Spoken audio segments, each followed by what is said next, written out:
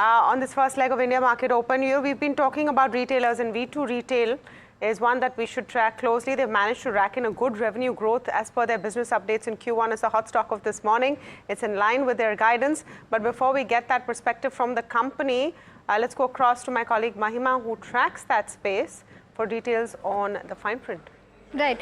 So as you rightly mentioned, it's a good revenue growth as per what they guided, and the store guidance is also met. In terms of revenue, it is up 51% at 628 crores. The same store sales growth for the quarter stood at 5%. However, the normalized rate stood at 10%. Basically, what has happened is Eid got pushed to Q4, which is why normalized rate stands at around 10%. Overall, the sales per square feet stood at around 957 rupees, and they've added 28 stores this quarter. Management has said that there is strong focus on tier 2 and tier 3 cities, and they've said that they've entered FY26 with very strong tailwinds. Now, just to give viewers a perspective as to what management has already guided for FY26, they have said that they'll open 100 odd stores in FY26.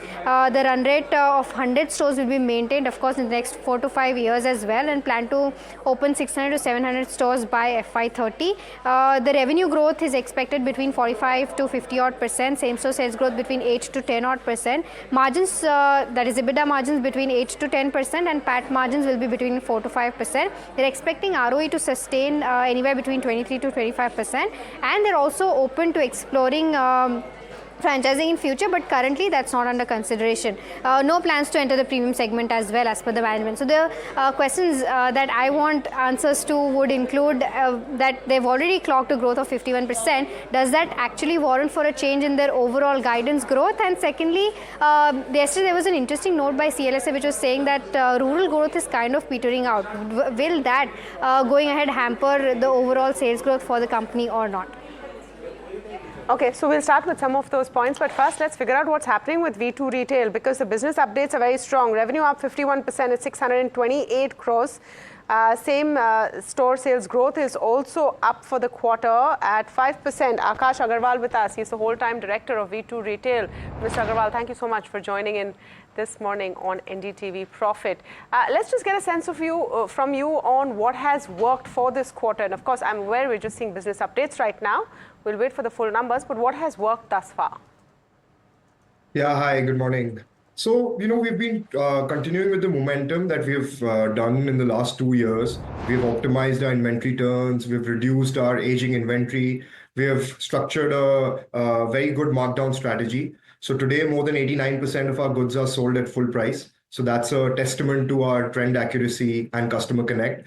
And we track gross profit per square feet for each and every attribute of an article. And that is how, we do smarter planning and space allocations.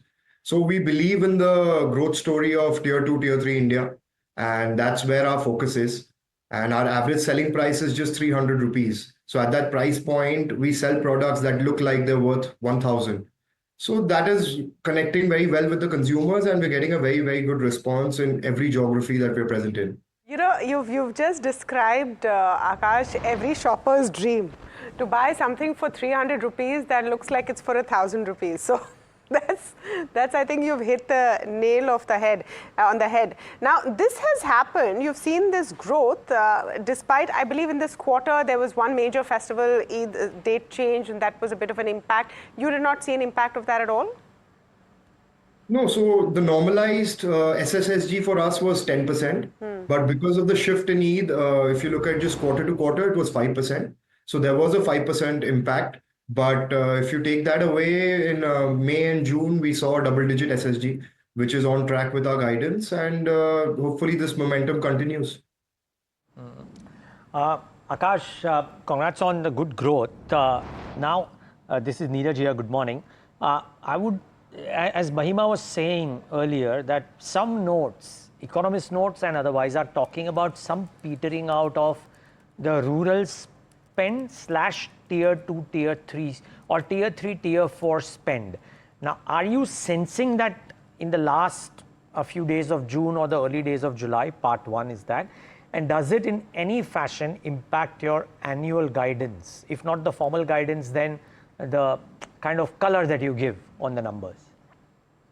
So if you look at industry reports, if you look at macro commentary, then there has been a demand pressure, especially in rural markets, for the last 2 years.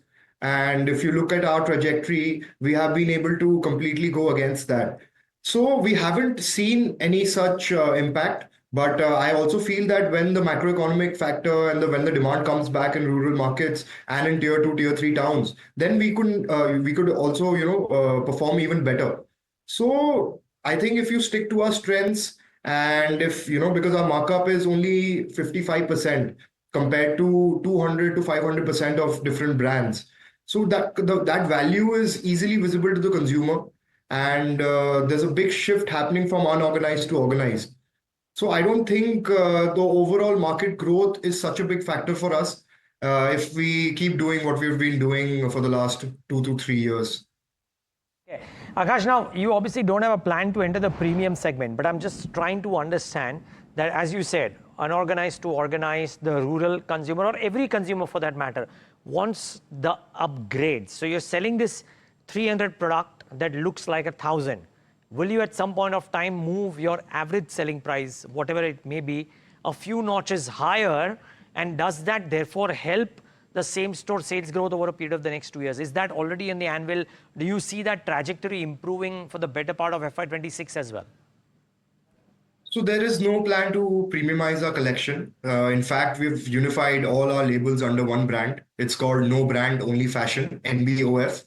So it's a bold statement. We're telling India that you no longer need a brand tag to be cool.